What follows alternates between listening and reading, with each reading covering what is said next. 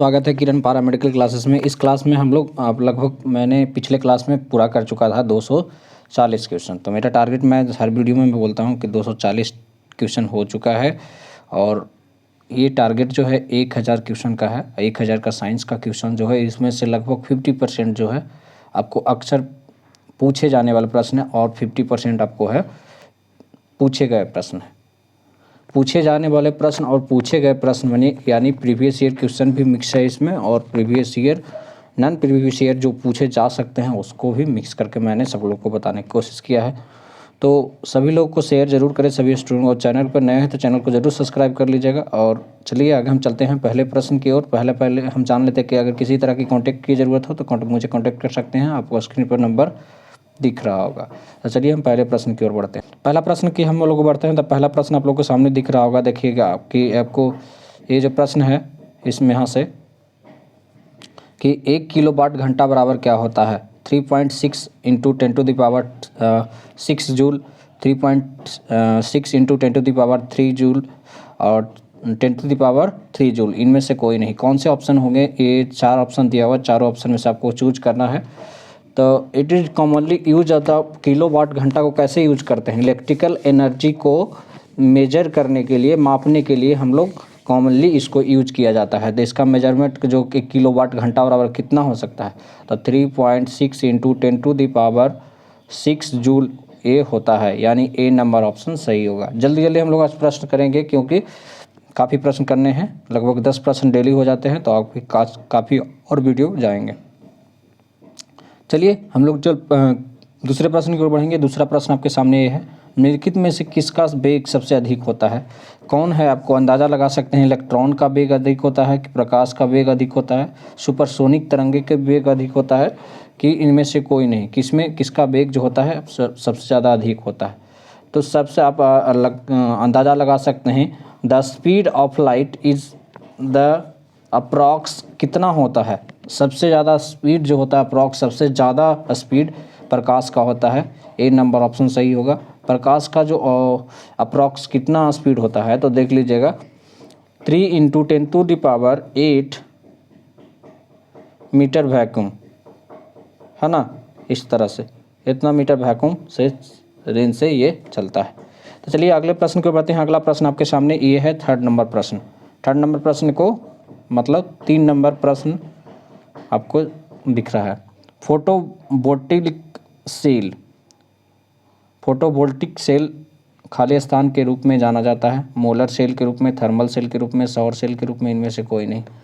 तो किसके रूप में जाना जाता है? तो सोलर सेल और photovoltaic cell is an electrical device that can convert to the energy light directly into the electrical by the photovoltaic effects. ये क्या है? दोनों जो है एक तरह का क्या है, इलेक्ट्रिकल एनर्जी है ना। इलेक्ट्रिकल डिवाइस का टाइप का में एनर्जी का काम करता है। तो इसमें कौन सा ऑप्शन होगा? तो ये जो है फोटोवोल्टिक सेल जो होता है किसके रूप में जाना जाता है, और जो है सौर सेल के रूप में जाना जाता है। और दोनों क्या कन्वर्ट करता है? डायरेक्ट एनर्जी कन्वर्ट करता है, फोटोवोल्टिक और सौर सेल दोनों, यानी just C number option right answer. चलिए अगला प्रश्न की ओर बढ़ेंगे। जल्दी जल्दी हम लोग प्रश्न करेंगे ताकि आप लोग को किसी तरह का कोई परेशानी ना हो। चलिए, रोगियों के दांतों को जांच करने के लिए दांत चिकित्सक जो होते हैं, दांत के डॉक्टर जो होता है, जिसको डेंटिस्ट बोला जाता है, डेंटिस्ट डॉक्टर, है ना। डेंटिस्ट डॉक्टर जो होते हैं किस तरह के दर्पण का उपयोग करते हैं? जो मतलब कि एग्जामिन करने के लिए, उसको पहचानने के लिए कौन सा बीमारी है या पता लगाने के लिए कौन सा दर्पण का यूज करते हैं? बेलनाकार दर्पण, उत्तल दर्पण, समतल दर्पण, अवतल दर्पण। कौन इसमें पॉसिबल है कि आपको बेलनाकार दर्पण से पॉसिबल है? नहीं। उत्तल दर्पण से पॉसिबल है? नहीं। और छोटी चीज़ें दिखाई देगी। समतल दर्पण से पॉसिबल है? नहीं। जितना बड़ा है उतना दिख नहीं पाएंगे। अवतल दर्पण से पॉसिबल है। द कॉनकेव मिरर, अवतल दर्पण को क्या कहते हैं? कॉनकेव मिरर को अवतल दर्पण कहते हैं। The concave mirror gives the dentist of magnified reflection of the mouth, एक करता है। ठीक है, तो अवतल दर्पण डी नंबर ऑप्शन। हवा का वेग मापने के लिए किस यंत्र का उपयोग किया जाता है? आप बताना है बाबू। हवा का वेग जो मापते हैं, वेलोसिटी जो मापने के लिए वेलोसिटी मापने के लिए क्या किया जाता है? बैरोमीटर का, पवन फलक का, एनीमोमीटर का, हाइड्रोमीटर का, किस तरह के उपयोग किए जाते हैं? The speed of winds can be measured using the total tool called eight, किस तरह के? तो एनीमोमीटर से इसे मापा जाता है।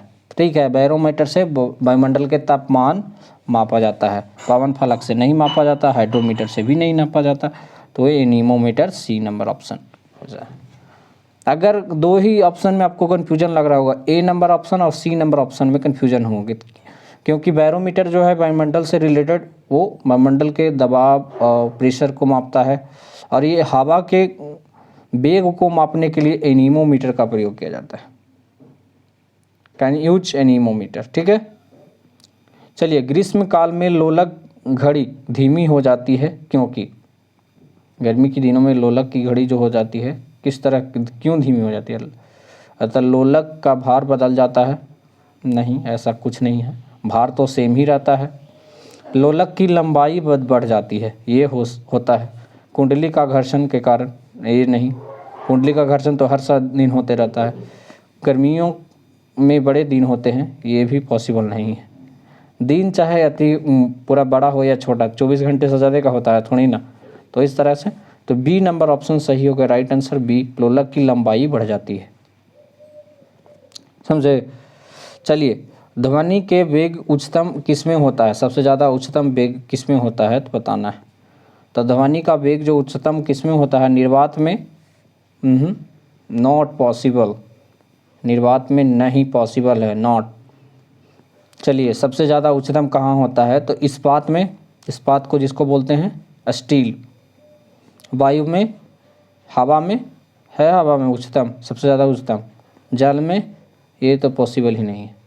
तो वायु में और स्टील में और निर्वात में, तीन ऑप्शन में आपको कन्फ्यूजन होंगे। तो मैं बता दूं कि सबसे ज़्यादा अगर ध्वनि का सबसे ज़्यादा अच्छा चलता है तो ये स्टील में चलता है, स्टील में, समझे?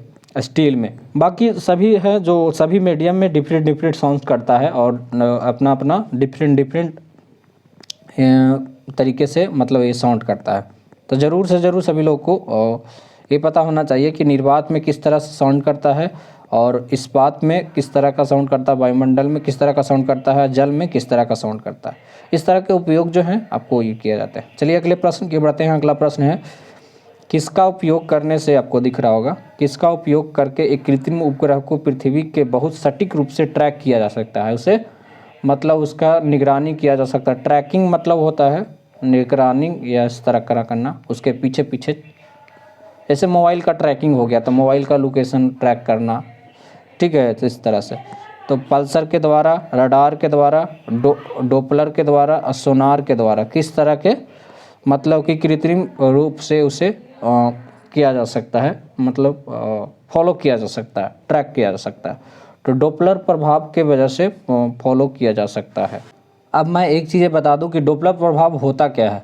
तो जब किसी ध्वनि स्रोत और श्रोता के बीच में, ध्वनि स्रोत मतलब जहाँ से ध्वनि निकल रही है और श्रोता के बीच में, सुनने वाला है, के बीच में अपेक्षिक गति है, जो श्रोता जो ध्वनि को सुनाई पड़ती है उस आवृत्ति मूल्य को या कम अधिक होता है, उसे डॉपलर प्रभाव के नाम से जाना जाता है। डॉपलर प्रभाव के लिए आपको एक बहुत अच्छा डायग्राम इंटरनेट पे मिल सकता है, आप देख सकते हो वहाँ पे। तो ये सब सारी चीज़ें होती है, समझ में आया सब सारी। चलिए हम लोग चलते हैं आँखों के रेटिना की अगर बात करें तो जो इसमें दिख रहा होगा आँखों के रेटिना वाला, तो आँखों के रेटिना की तुलना जो है पारस्परिक कैमरे से निम्नलिखित में किस भाग से किया जा सकता है? अब आँखों के रेटिना की जो तुलना है, मान लीजिए हमारा रेटिना है आँख का, तो आँख के रेटिना का जो तुलना है किस तरह से हमारे पारस्परिक कैमरों से किस तरह किया जाता है? तो कवर के रूप में नहीं, आँख के रेटिना से कवर के रूप में किया जाता है नहीं, लेंस के रूप में नहीं, नॉट पॉसिबल, फिल्म के रूप में किया जाता है, क्योंकि सारी जो देखते हैं वो रेटिना पे ही फिल्म होता है, मतलब देखा जाता तो वहीं पे इसका जो है पिक्चर बनता है। तो ये होता है, देख ही रखते हैं। रेटिना से हम लोग की देखते हैं, शटर से नहीं, शटर से हम लोग आँखों की पलक झपकना को हम जान सकते थे। तो इस तरह से कवर भी नहीं होगा, लेंस भी नहीं होगा, फिल्म होगा। यानी C number option right answer ये सभी लोग को पता होना चाहिए। निम्नलिखित में से किस विद्युत चुंबकीय विकिरण को अधिकतम ऊर्जा होती है? कौन से मतलब कि विद्युत चुंबकीय विकिरण को अधिकतम ऊर्जा की होती है, जिसमें उससे पता लगाया जा सकता है कुछ न कुछ अच्छा तरह से? तो एक्सरे को, पराबैंगनी किरण को, दोनों खतरनाक है। एक्सरे भी खतरनाक है, पराबैंगनी भी खतरनाक है, ठीक है। विकिरण किरण है, दृश्यमान प्रकाश को इनमें से कोई नहीं। तो नीचे मुझे लगता है कि दोनों नीचे वाला ऑप्शन हो ही नहीं सकता, नॉट पॉसिबल। तो मैं बता दूं, दो ऑप्शन जो हैं आपको बता देता हूं, ठीक है, इस तरह से। एक्सरे और आपको यहाँ पे दिख रहे होंगे एक्सरे और पराबैंगनिक किरण। तो पराबैंगनिक किरण जैसे ओजोन परत से अगर छिद्र हो गया तो पराबैंगनिक किरण आता था। तो दो तरह के दो तीन स्टेज में बढ़ जाते हैं, जिसका स्टेज मैं इसका क्लास भी लूँगा कि उसमें वेव और साउंड्स के जो क्लास होते हैं वो मैं लूँगा। तो इसमें क्वेश्चन बताऊँगा कि पराबैंगनिक किरण क्या होता है और एक्सरे किरण क्या होता है। तो एक्सरे किरण की मैं बात करूँ, एक्सरे से हम लोग क्या होता है, हड्डियों की घनत्व मापी जाती है।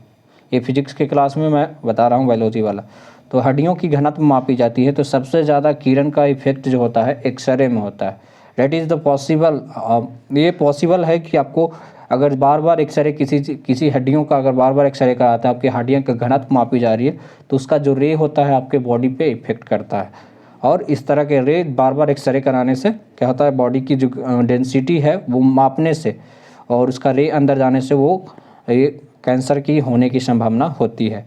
लेकिन डॉक्टर के सलाह से बार बार करवाएं, ठीक है, या करवाना हो तो डॉक्टर के सलाह से करवाएं। चलिए हम लोग चलते हैं। अगर पीडीएफ डाउनलोड करना है तो इस तरह के आपको लिंक आपको डिस्क्रिप्शन बॉक्स में मिल जाएगा और लिंक से पीडीएफ डाउनलोड कर सकते हैं। चलिए हम लोग देखते हैं नेक्स्ट क्लास में। तब तक के लिए धन्यवाद।